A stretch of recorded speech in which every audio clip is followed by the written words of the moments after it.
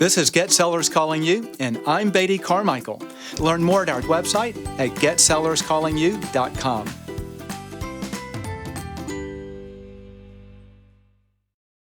Well, hello, everyone. Welcome back to this next session of Get Sellers Calling You. I am joined again by my good friend, Beatty Carmichael. Beatty is the CEO of Master Grabber and the creator of Agent Dominator, one of the top marketing experts in the real estate field. Beatty, I'm super excited to be joined with you again today. I think we are continuing our conversation on geo-farming, if I recall. That is correct. And so this should be the final session. And we're going to talk today, Penny, on we kind of had these things out of order because what we're going to do today is talk about the most important thing to do at the beginning, which is how do you identify the right farm and pick the farm that's going to make the most money. Awesome. So if we could redo this again, or if you're thinking through the whole process, start here and then begin at the other stuff we just did. That's right. Awesome. Well, good. I'm excited. Yeah. So let me catch us up to date also on a couple of things. So let me share my screen, Okay. and we will make this work. Let's see. Oops, wrong. There we go. Okay. I think we can see everything. So this is the final session of Geofarming Mastery. And just as a quick review, for those who are catching in on this and miss some of the others. So the first thing we started talking about is how do you market for listings? And we talked about the story of Schlitz Beer, how they hired a guy who started to take their inside reality of what made their beer pure. And by educating the public on that, they went from number 8 to number 1 in national ranking in less than a year. And this is the issue that we have in real estate, is as long as the homeowners believe that you're just like everyone else, it doesn't make any reason why they should choose you over someone else. But once you can identify what makes you unique and articulate it, then they start to do business with you. We identified that in a simple formula that we created called the 3 S's, where you consistently show off your sales and explain the secrets behind those sales, and then have some sort of a unique selling proposition. You can also use good marketing to identify sellers by getting them to raise their hand and using stealth technology to identify who they are. And those 2 things start to drive in business, okay? So that kind of advances us to where we are now, and I want to talk about geofarming fundamentals, basically as we start to get into the how do you pick a farm. So do you remember all of that, and are you up to date with where we are?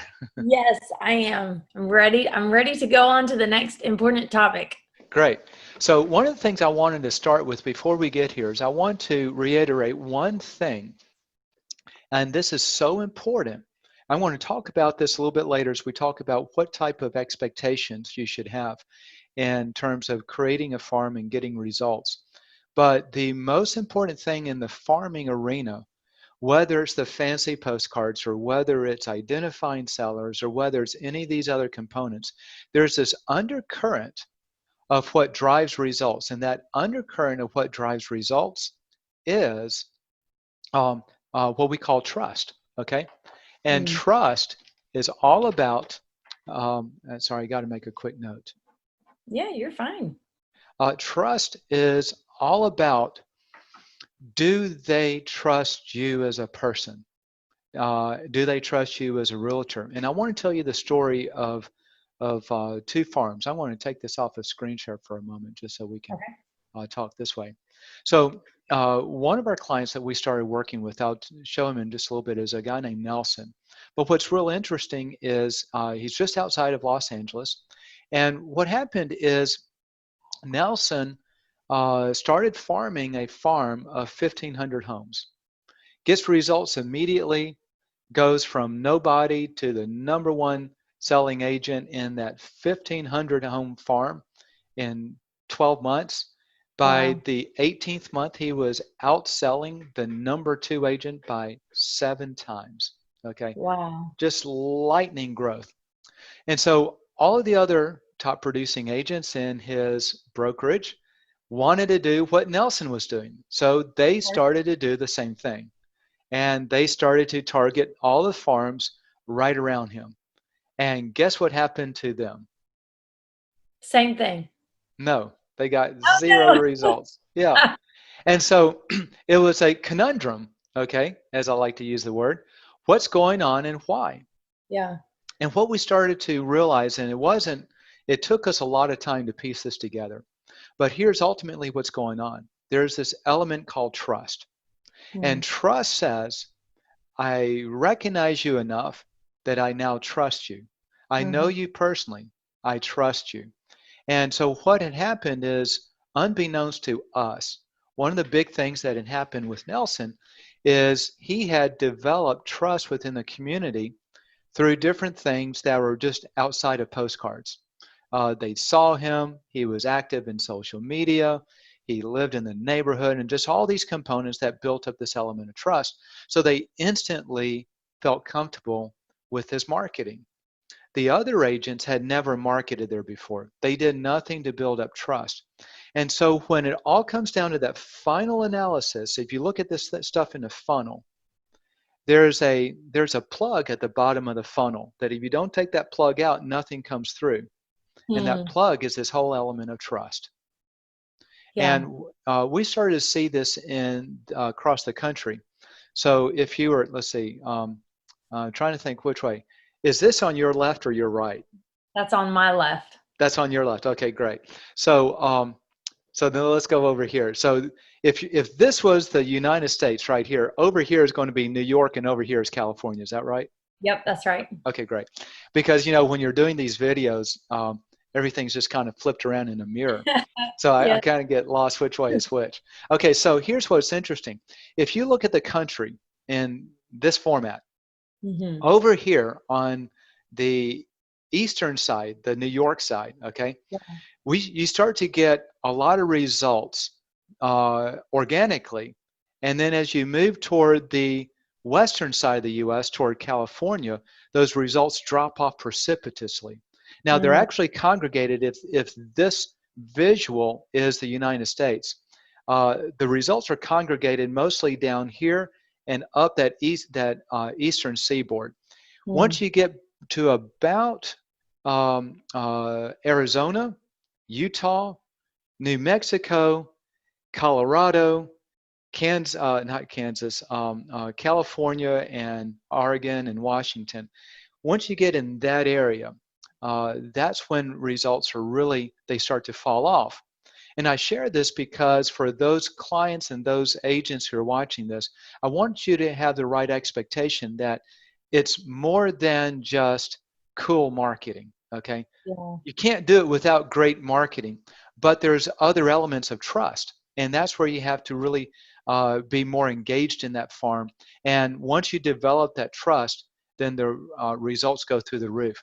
The good news on all of this, okay, is because it's harder to break through on the trust level as you go out west, then very few people break through, which means if you follow the right patterns, not only will you break through, but now you have a competitive advantage over everyone else because they don't understand it and they don't make it through. So, Mm. so you're like a big fish in a little pond at that point. Yes. Yeah. Does that all that make sense? Yeah, it does. Absolutely. Okay, so one of the things that we'll do on another session is what are these things that you can do to create that trust? I'll talk in some stories in just a moment with just one or two things. But with that said, let me now bring up um, our sharing here. And let's see. Okay, so what I want to do now is I want to go through just the fundamentals of picking a geographic farm and some other basics that happen to do with that. So when you start to choose a geographic farm, here's a big key. Not every farm operates the same, okay? Not Mm. every farm is going to produce a good income because what happens is not every farm has the same economic value. And what most agents end up doing is they say, hey, I think I'll pick this farm over here Mm. because I want to sell there.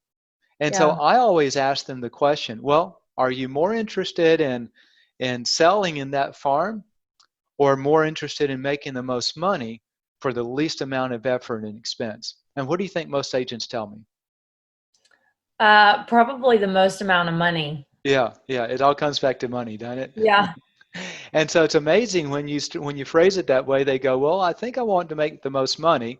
Okay, so if you want to make the most money, then let's pick the farm a little bit differently than simply where you think you want to be. Okay, so I'm trying to get my watch to stand up because you remember what happens, what it means when you have a Baptist preacher that takes his watch off and sticks it on the podium. It means absolutely nothing. That's right. It means absolutely nothing. But when you take a high C like me, who's very diligent on time, it means something special. Yes, absolutely. Okay. The problem is I forgot when we started and how long we've been talking. So I'm not sure how long we've been on this thing. I would probably say 10 minutes. Okay, that's what I was thinking too. Okay, Yeah. so let's talk about selecting the top high producing farm. So there's a formula. The first formula is you want to identify what's called the turnover rate. Now, do you have any idea, Penny, what turnover rate is? If we're talking about a geo farm, my guess would probably have something to do with people come like moving in and out of the state or the area. Yeah, exactly. It's the number of people that are turning over in that farm. Okay, so that's based on the people moving in and those people moving out to make room for them. Mhm. But what's interesting is this is a key component of geographic farming. It's a very key component of identifying the right farm to go after. But most agents don't really understand what a turnover rate is. I want to make it real simple. Um, the turnover rate in its truest form is simply the percentage of homes that sell every year. Hmm. Okay, so the way you calculate that is you take the number of homes that sell and divide that by the number of homes that are in that area. And when you do that, that gives you the number. So let me just see if I can pull this out real quick. Can you see my calculator okay?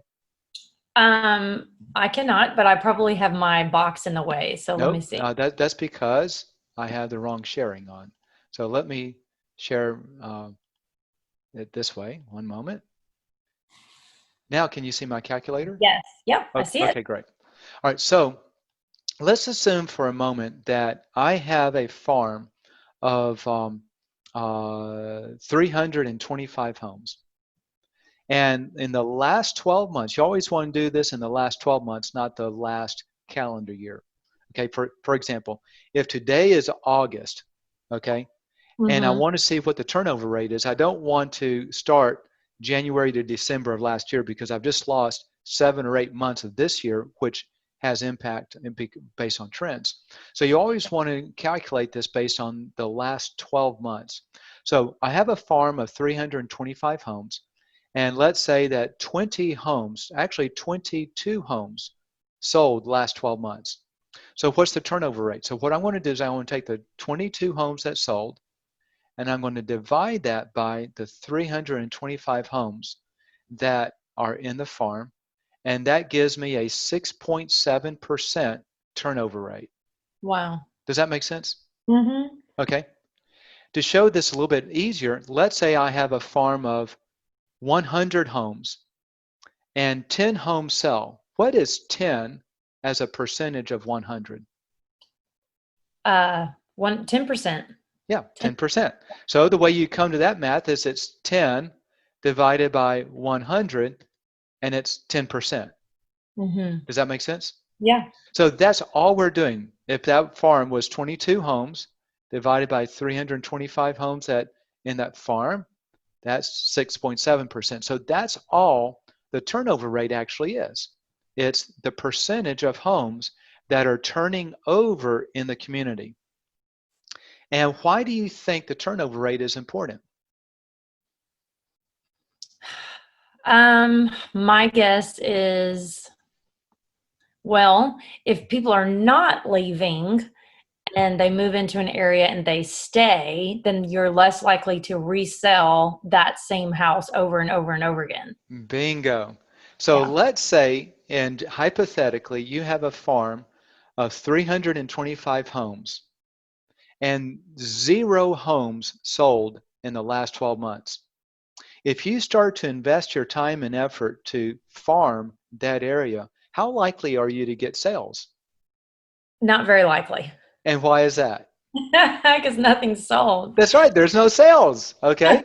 So you're digging into an area that has no turnover.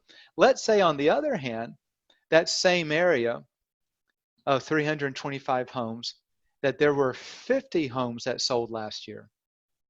Do you think you have more opportunity to pick up sales if there are 50 sales going on than if there are 0? Absolutely. Okay, Yeah. so this is just simple math. And the way that we start to quantify it is this thing called a turnover rate. So then what we look at is the higher the turnover rate, that means the more homes are selling as a percentage of the whole. Mm-hmm. Mm-hmm. And if you want to target a good farm, then ultimately you want to target a farm that has the most percentage of homes selling, because that gives you the most opportunity to pick up some sales. Is this making sense? Yes. Yep. Okay, so just kind of keep it simple. So that's the first step.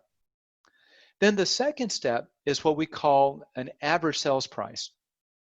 Now, do you know what an average sales price is? I would be the price that most homes that are similar in size and location, what their sales price is. Yeah, so it's just you take the total number of sales and all the prices and you divide it by the total number of sales and you come up with an average sales price, okay? So what the average sales price tells you is in each individual farm, what the average price of that home is, and that allows us to start to quantify what we need to do. And then the final thing is what we call a sales turnover metric. So I want to show that to you in just a moment, but I want to give you an example real quick.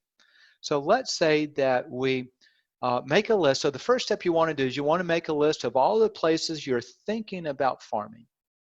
And here we have a list of Cahaba Heights, Britland, and Jefferson farms.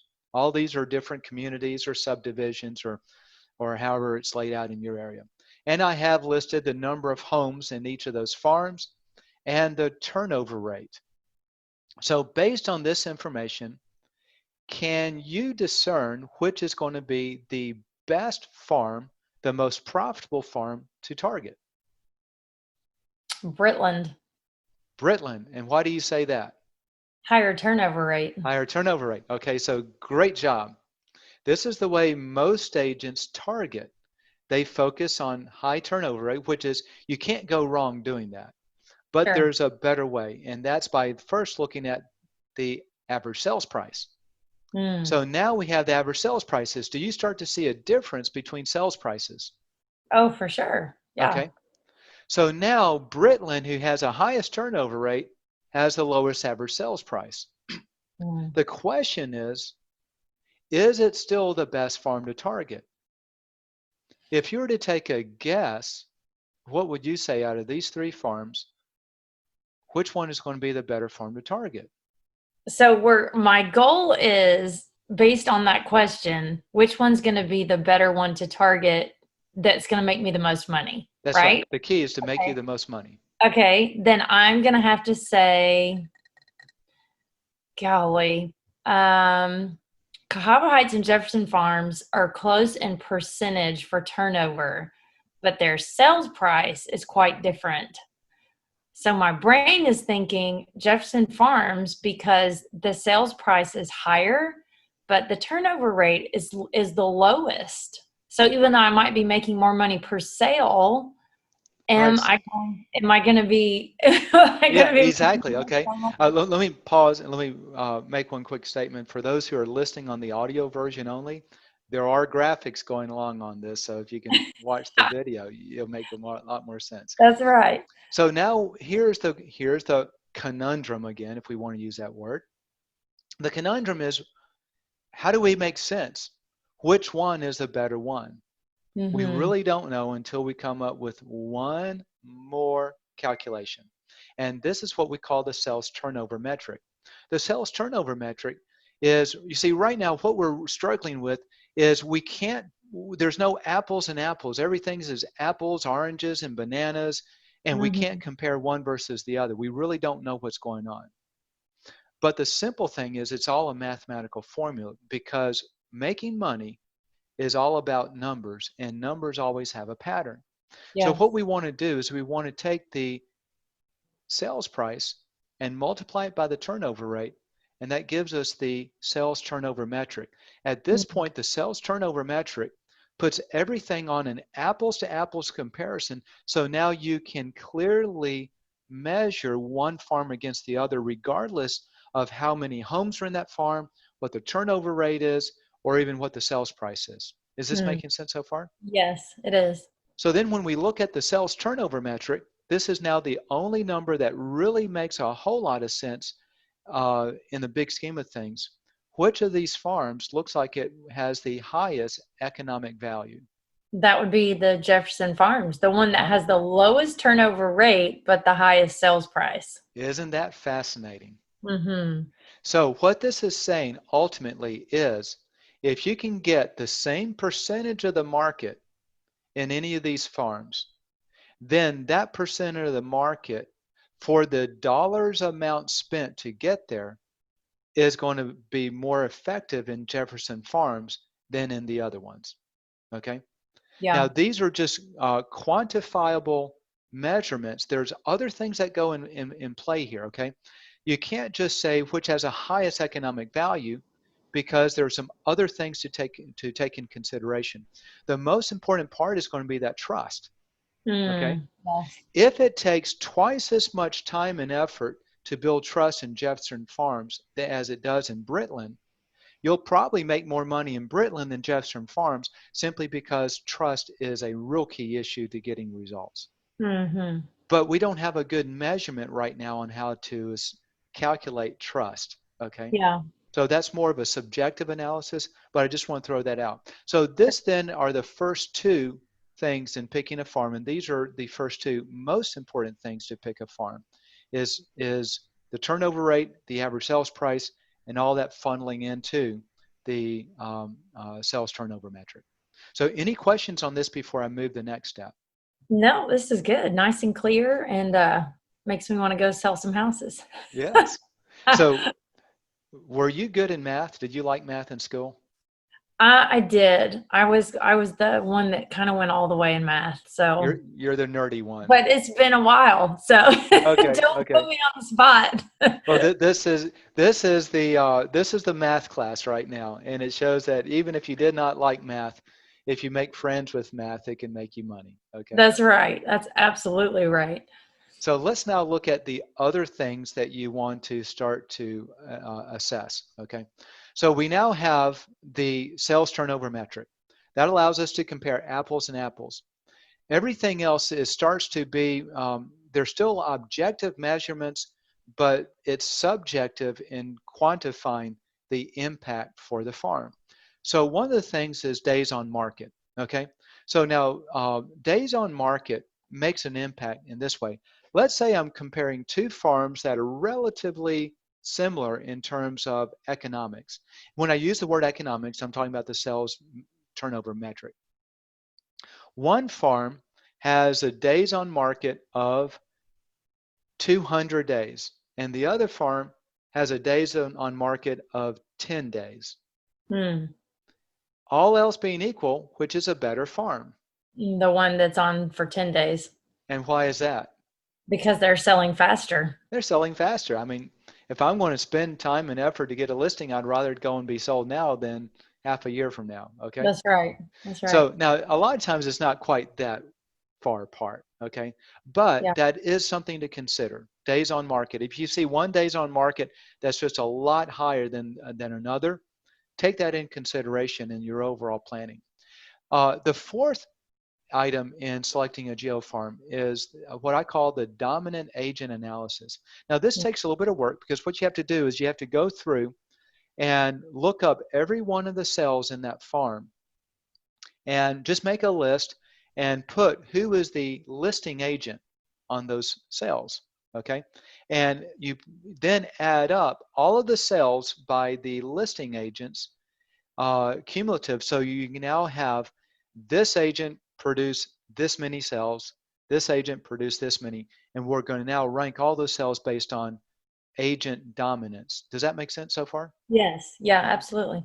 And what we're doing is what we're trying to figure out is are there any agents that actually control the mind share of the mental positioning in the homeowner's mind? You remember the question I asked you a while back on thinking on toothpaste brands? Yes. Okay. And you picked up, if I remember, 3 brands. 3. Yeah. Okay. So the typical homeowner can usually recall quickly 2 or 3 brands. If you have an agent that dominates most of the sales or a large portion of the transactions, then that means that that agent is typically one of those brands that those homeowners always think of. So let's just make this real simple. If one brand is always in every homeowner's mind, then that means you're competing for one of 2 slots. Yeah. Okay. If those homeowners only remember 2 brands and one brand is already taken, then you're competing for 1 slot. Yeah. So the more slots, the fewer slots you're competing for with everyone else, the harder it's going to be. It's basically a way to look at it.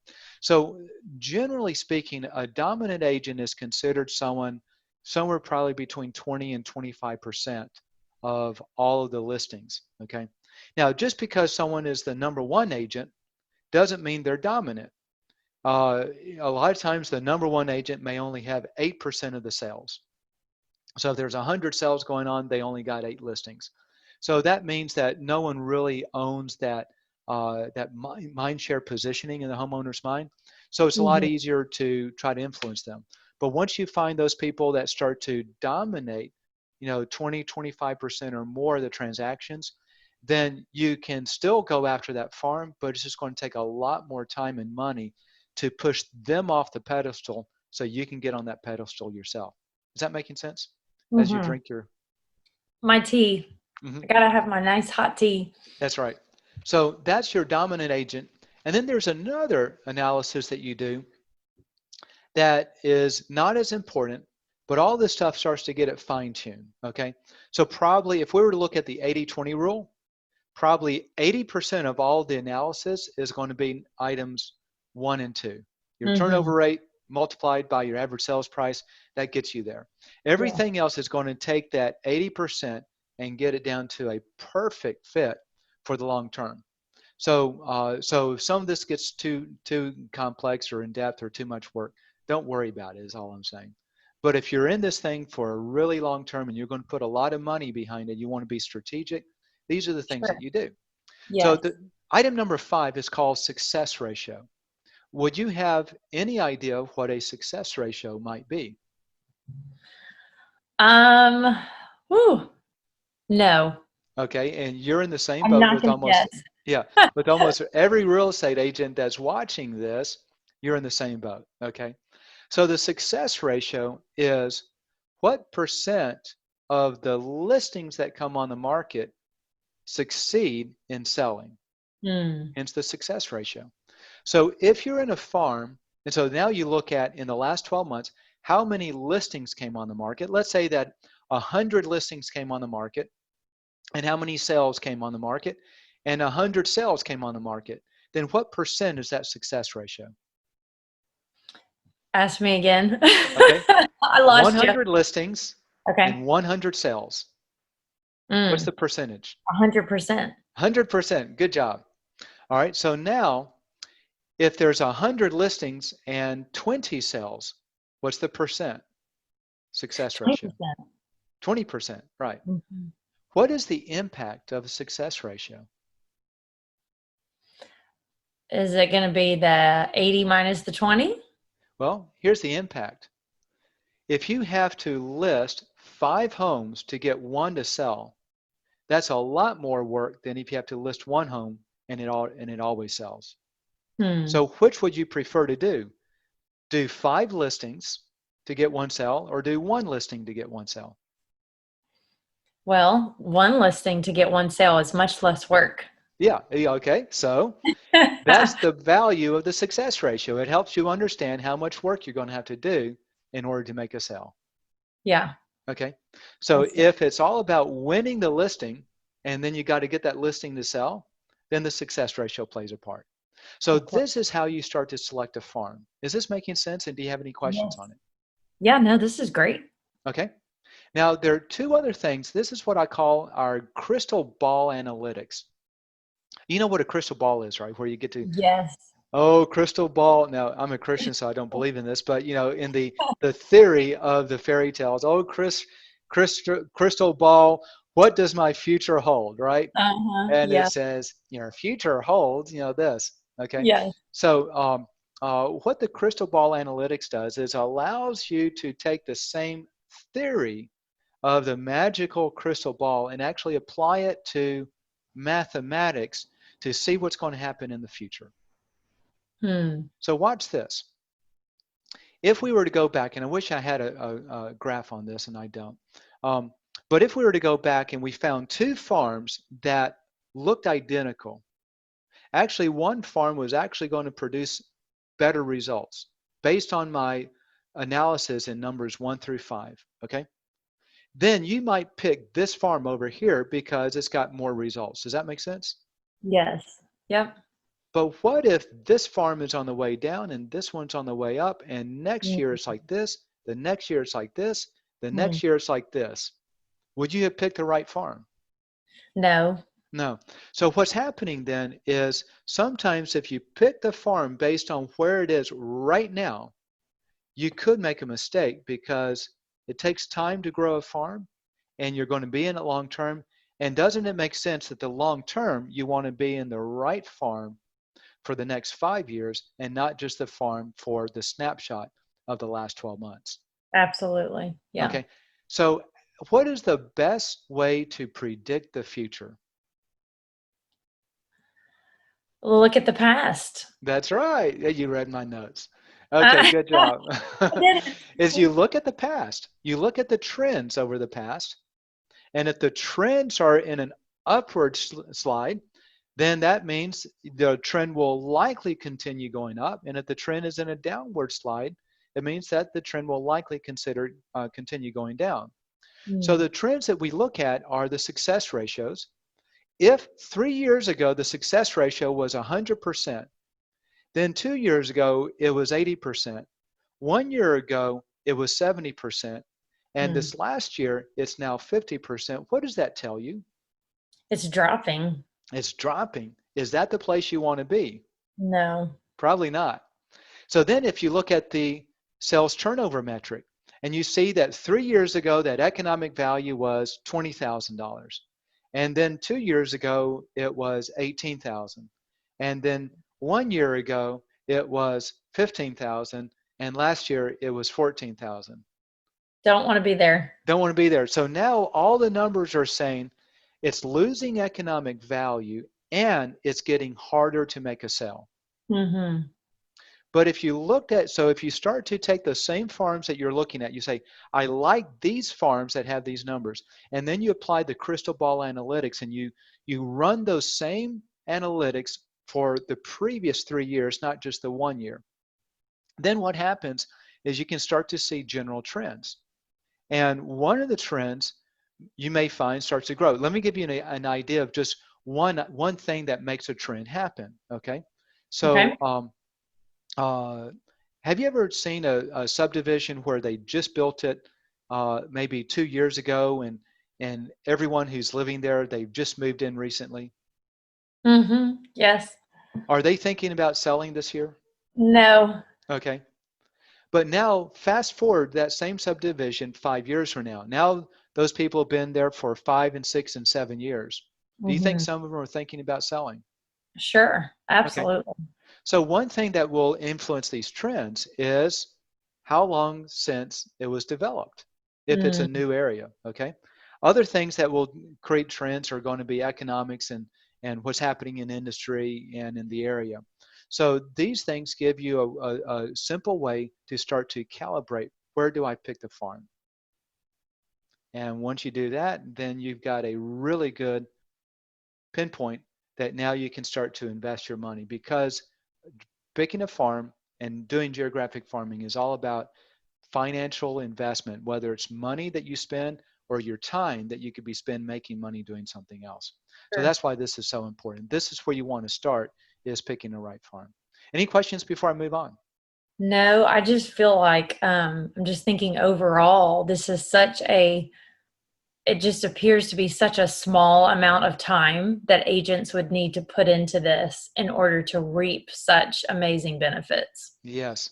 I remember one of a good friend of mine and one of our clients, his dad was a contractor, and the rule of thumb was measure 3 times and cut once. And Yeah. if you measure 3 times, take the time to do it right, because once you cut it, it's cut. Yep. Okay. That's right. And so once you get invested in a farm, you're pretty much invested. So take the time to do it right, Yeah. and then it'll work well for you. You're listening to the Get Sellers Calling You podcast. To increase sales from past clients and sphere of influence, or from a geographic farm, learn about Agent Dominator. We guarantee your sales in writing or give your money back. To learn more, visit our website at getsellerscallingyou.com and select Agent Dominator from the menu. And now, back to the podcast. So then the question comes up is, how long does it take? How long does farming take? Do you have any idea how long farming takes? I have no idea. Well, I'll give you the simple answer. It depends on what you're farming. That's true. So if you're farming corn, it takes 2 to 3 months. If you're farming figs, it takes 2 to 3 years. I love figs. Yes. But if you're farming homeowners, it usually takes 12 to 18 touches to get in the door. No pun intended. Okay. Mm-hmm. And so it takes time to do this. And what you'll find is, in farming, results start slow and then they start to gain momentum the longer you do it. And that momentum that they gain is on an exponential curve. It's not just a straight line curve.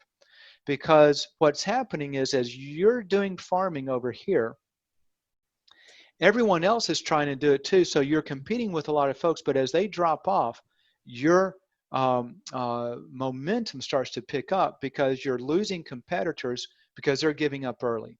And so Uh, now the consistency, see, the momentum is that consistency in the homeowner's mind, that they constantly see you, they constantly see your successes, they yes. constantly see your secrets, they constantly see your unique selling proposition. And the more they see it, in the exclusion of seeing something consistent with everyone else, it just kind of ramps up. Is that making sense? Yeah, it does. Yeah. So when you start to do farming, it's a long-term commitment, and you really need to be committed to give it the time that it takes for those sellers to begin to trust you and for it to bear fruit. Yeah. And this is where I started today's session off, that it's that trust issue.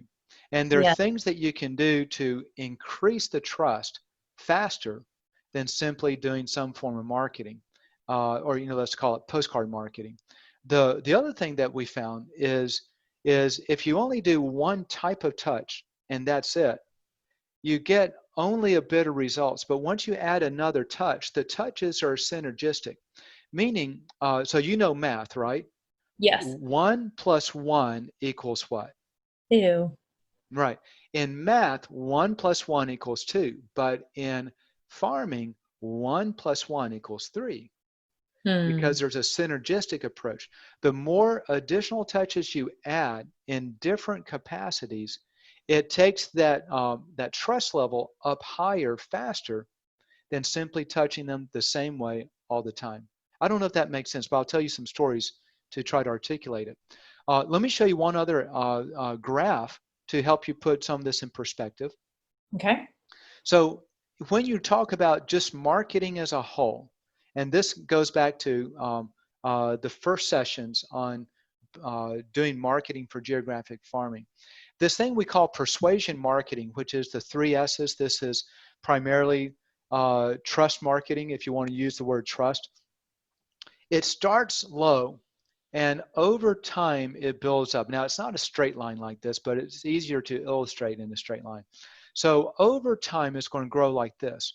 But if you look at the stealth tracker, which is identifying the sellers before they come on the market, getting them to raise their hand first, then you'll find that that starts to pick up listings much quicker. And Hmm. at some point, you get more listings from Stealth Tracker than through the persuasion marketing. But there's Hmm. going to be that crossover point that the persuasion marketing takes off and Stealth Tracker or identifying sellers continues to stay level. The Yeah. cool part is additive. So if I get this many listings from stealth tracking, identifying sellers, and I get this many listings from persuasion marketing, I get to add them together, and now I've got all those listings together. That's what you're seeing kind of with this. But with that is, I was going somewhere and I totally lost my train of thought, so I apologize. It's Um, okay. It'll come back. so in farming, what you really want to do is you want to cash it out quickly, because as Hmm. soon as you make the first sale, then that farm will start to fund itself. You want to get that farm to be investment net zero, where you're no longer putting money out, but it's producing. Okay, and so that's where identifying sellers comes to play a lot in farming, because it'll help cash it out, so you can then reinvest those funds back into your farm and push that persuasion marketing up. But that kind of gives you an idea of expectation for time. A couple of things about dominating farm. Um, People ask, well, how frequently do you mail? And let's test your marketing knowledge. How frequently do you think you ought to be mailing every year? Oh gosh. At least once a month. At least once a month. I got it right there on the screen. 18. You asked me, I had to guess. So my guess was at least once a month. So Yeah. Well, you're right. At least once a month. yeah. Ideally, it's going to be probably 18 times a year. When you're first getting started, you want to do more touches than maybe that, but there are other things you can do in addition to mailing. But mailing 18 times a year is about every 3 weeks. Is keeps you always in front of them. You're Hmm. keeping your content fresh, and all of that. So now the other thing, and this is kind of where I was talking about, you want to engage your farm personally. You want to do other touches, because 1 + 1 = 3 when it Hmm. comes to geographic farming. And one of the things that you can do is understanding the impact of what we call a met versus a not met. A met is someone that you have met that homeowner. A not met is, Someone you have not met. that's right. Okay, cool. Someone you have not met. If you've met them, statistically, they are 8 to 10 times more likely to do business with you than if you've never met them. Yes. Yeah. So the most important thing to do is to meet them. And if you can't Mhm. meet them personally, at least meet them vicariously through other forms, so that they get more familiar with you and therefore begin to recognize a relationship and begin to trust you. Okay. Yeah, that's good. So this is why you want to engage the farm personally. So there's a number of things you can do. I'm going to talk about a couple of these on this, but I want to mention something real quickly.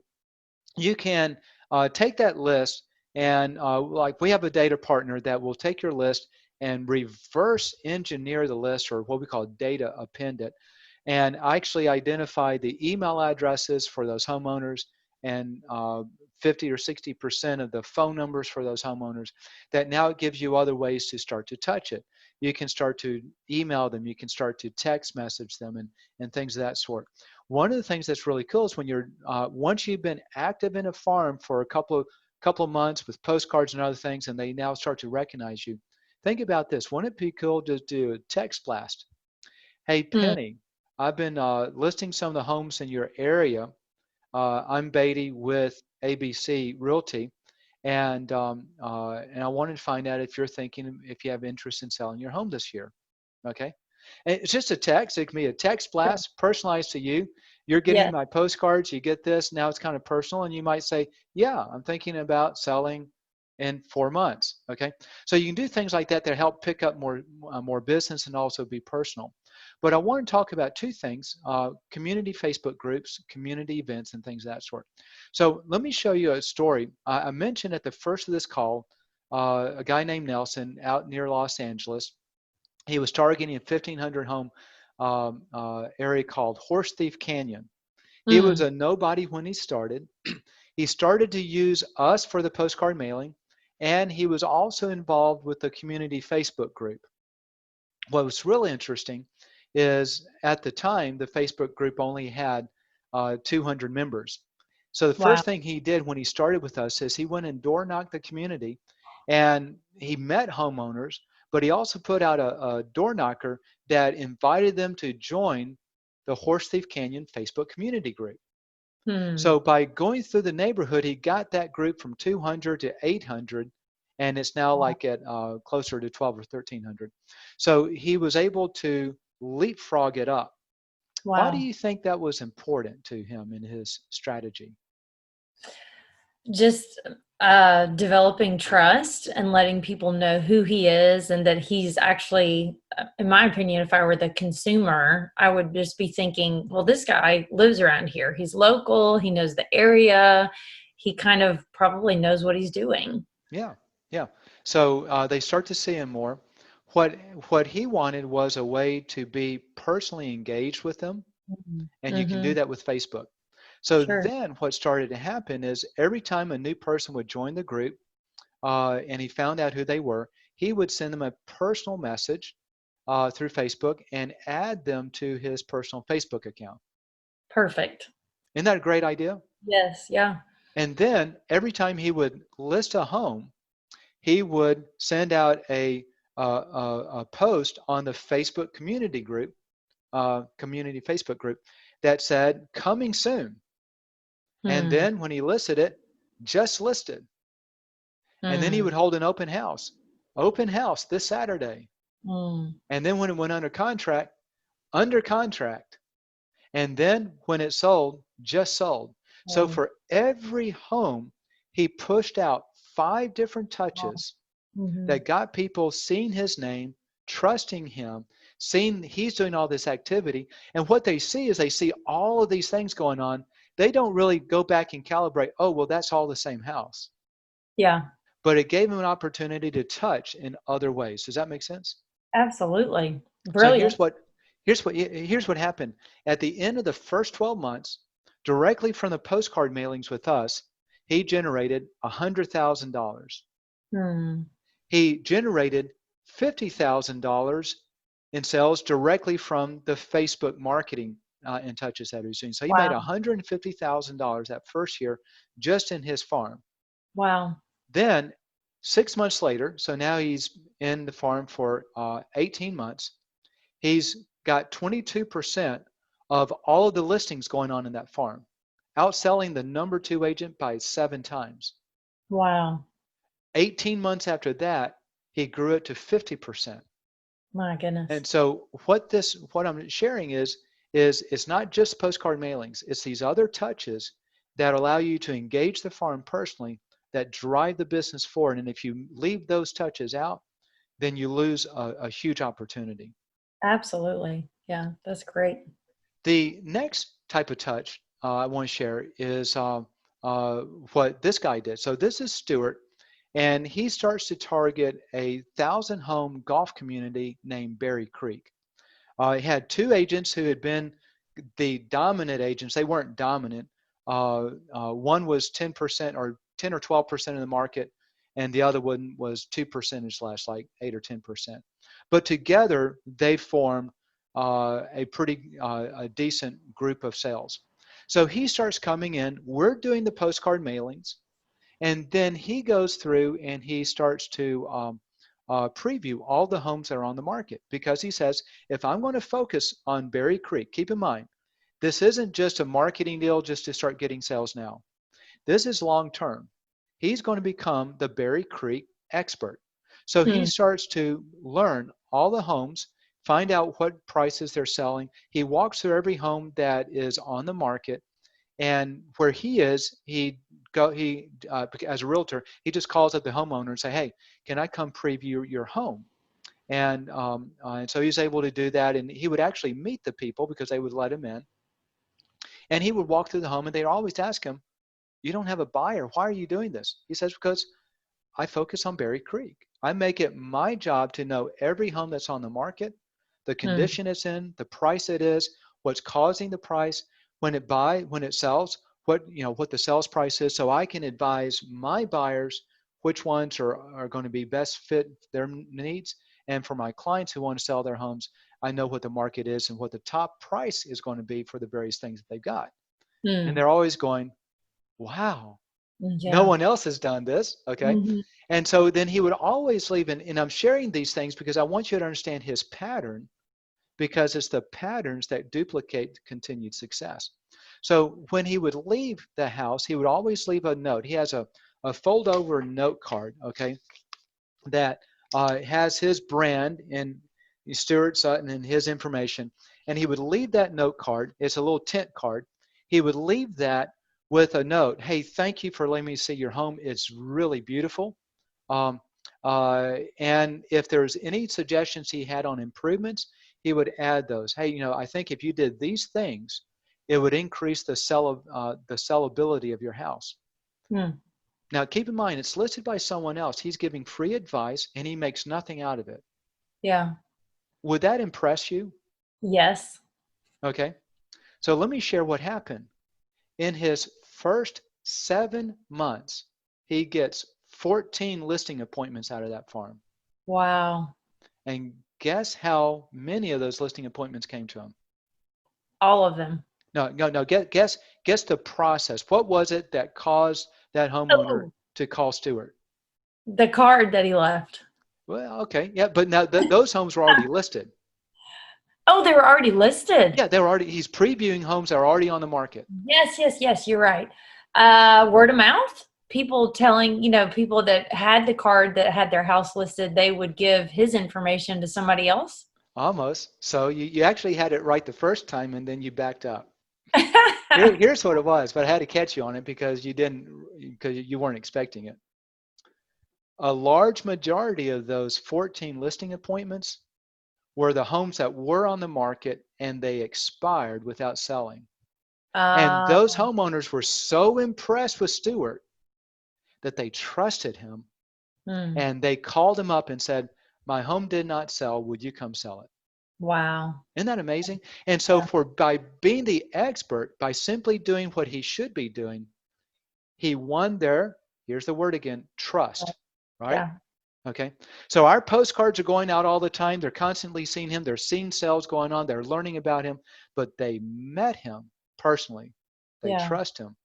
And what ended up happening is by the end of the first year, he leapfrogged over everyone, became the #1 selling agent. He's maintained that position for the last 6 years, and on and Wow. on. So these are the things that you do in geographic farming, both in picking the farm and expectations, and going out making sure that you do more than just one touch of postcards and nothing else, but it's Yeah, the accumulation of all of these things that cause people to drive the sales in that farm. Pretty cool. absolutely. Yeah, that's awesome. We have just a couple minutes before we have to run, so let me cover the last thing real quickly. This is a bonus, okay? So geographic farming is when you farm a bunch of addresses in the same geography. Expired farming is when you farm the same addresses that are expired. They Hmm. may not be in the same subdivision, but here's what's going on with expired listings. Most of them relist, which Yes. means we know they're going on the market. So this becomes a high market opportunity. So Yeah. there's actually a hidden opportunity. Now, how do most agents go after expireds? Do you have any idea? My guess would just be looking in the MLS. Okay. And then what do they do to market to them? Probably call them and say something like, you know, so and so couldn't sell your house, but I can. That's exactly right. That is it. As soon as it's delisted in the MLS, a little message pops up. Ding! I'm on the phone. Hey, Penny, this is Beatty Carmichael with ABC Realty. I see that your home just came off the market. Are you interested in selling it? Because I can get it sold for you when another agent may not have been able to. Mm, Right? Okay. Now yeah. that's not the words I say, but that's essentially the approach. And so what happens is the moment your home goes off the market, you're getting phone calls all the time. Yeah. Everyone's competing. And we compete for that for about a month, and then the phone calls start to stop. Yeah. This is a hidden opportunity. I want to show you some statistical analysis. This is really cool. If you embrace this, it will make you a lot of money and save you a whole bunch of time.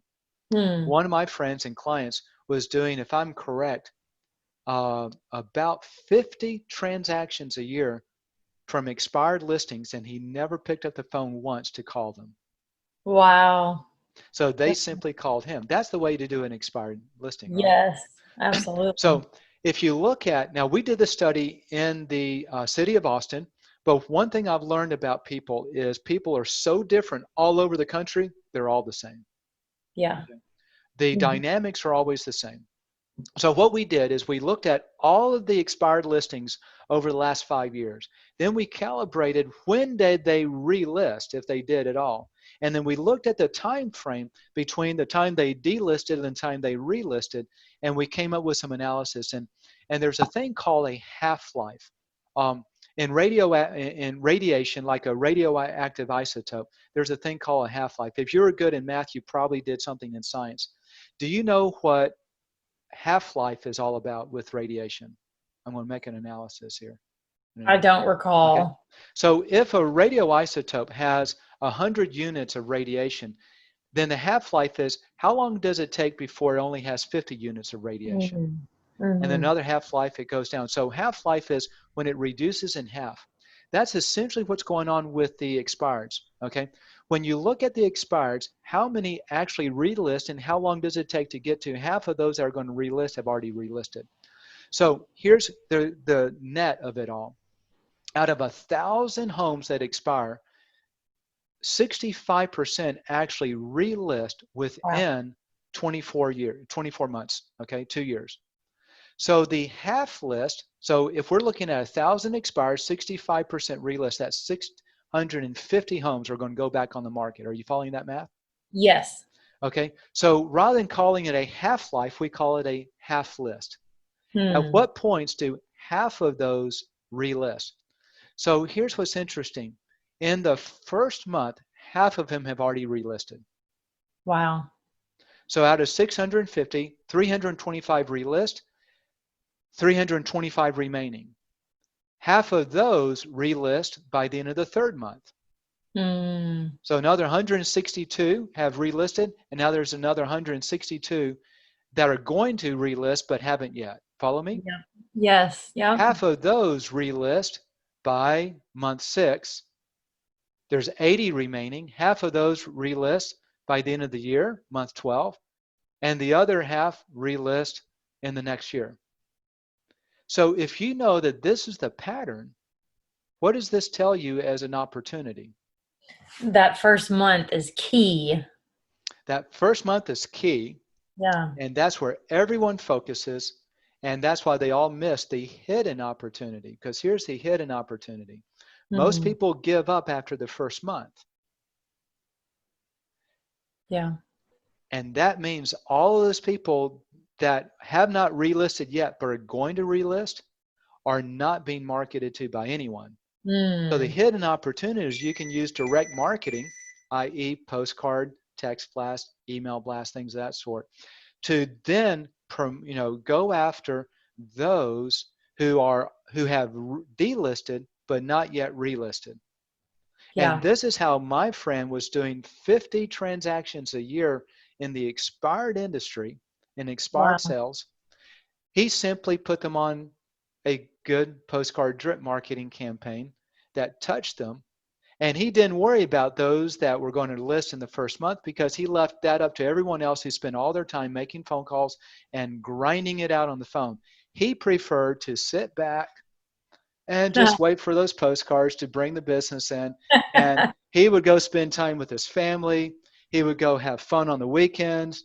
He rarely worked the phone. He got so tired of working the phone once he understood marketing. Doesn't that seem Wow. like a lot easier way to do it? Just let your Yes, marketing do the selling rather than you? absolutely. So that's the hidden opportunity using the same approach and everything we've done all thus far in this training, and now applying it toward expireds, and you can get those same type of results. That's awesome. Because, and let me make this one last comment. The thing that drives a homeowner in a geographic farm to choose you over anyone else is the identical thing that drives that homeowner who has delisted their home and are thinking about selling it in to choose you as well, because Yeah. it's the same homeowner. That's the key. Most Yeah. people say, well, this is a different list. It's the same homeowner. Yeah. You're They right. make choices the same. All it is how you segment it so that you can find one group of people to target versus another group, but their decision process is all the same. Yeah. I'm looking at this graph, and for those who are listening online, I highly recommend you try to watch this podcast at some point. But I'm looking at this graph, Beatty, and that first month where half of the people listed, most likely there's going to be a lot of agents competing for that first month. But like you said, the key is the latter months, the 3, 6, 12, and 24. And you could be the agent that dominates every single one of those months for every Yes. single homeowner. Let So me, that's let me awesome. put how simple this is. Look at month 12. Yeah. Out of 1,000 homes that expire, there are 40 homes that go on the market between months 7, 8, 9, 10, 11, and 12. 40 Mm-hmm. homes. If all you do is start marketing to that group of expireds, and you keep those 40 homes on your list that you're continuing to market to, and no one else is marketing to them, do you see the competitive advantage you have for those 40 listings? Absolutely. They're 6 to 12 months out from now, but no one else is targeting them, which means Mm-hmm. they're up for grabs. And if you're the one there, you get to Yeah. grab it. Yeah. That's the beauty and the power of this type of marketing. Yeah. That's awesome. So we got to wrap up. Oh, boo. Well, this was great. Thank you so much, Beatty, for putting your time and effort into this. Is there any final thoughts you have before we say goodbye to our listeners for today? Only final couple of thoughts is make sure that you subscribe to our podcast so you Yes. get this stuff all the time. Okay. That's right. Number two, if you want help in doing this, go to our website at agentdominator.com and learn more about us, and you can request information. And number three, have a very blessed day and know it takes time. Put the time in. Most importantly, study it. Make sure you do the additional touches. Make Yeah. sure everything you do is focused on trust. And when you do that, you will definitely succeed. That's awesome. I totally agree. Do your homework. Yes. I feel like that's what I tell my kids all the time. Do your homework and you'll succeed. Well, this was awesome. Thank you so much, Beatty. I really appreciate it. And to all of our listeners, thanks for joining us. And we will. If you've enjoyed this podcast, be sure to subscribe to it so you never miss another episode. And please like our Get Sellers Calling You Facebook page. Also, if you want to increase sales from past clients and sphere of influence, dominate a geographic farm, or convert home valuation leads, check out our Agent Dominator program. We create custom content that differentiates you from other realtors, then use it to keep you top of mind with your prospects with postcards, targeted Facebook ads, email campaigns, video interviews, and more. And the best part is we guarantee your sales or give all your money back. Learn more at getsellerscallingyou.com and select Agent Dominator in the menu. Thanks for listening to the Get Sellers Calling You podcast. Have a great day.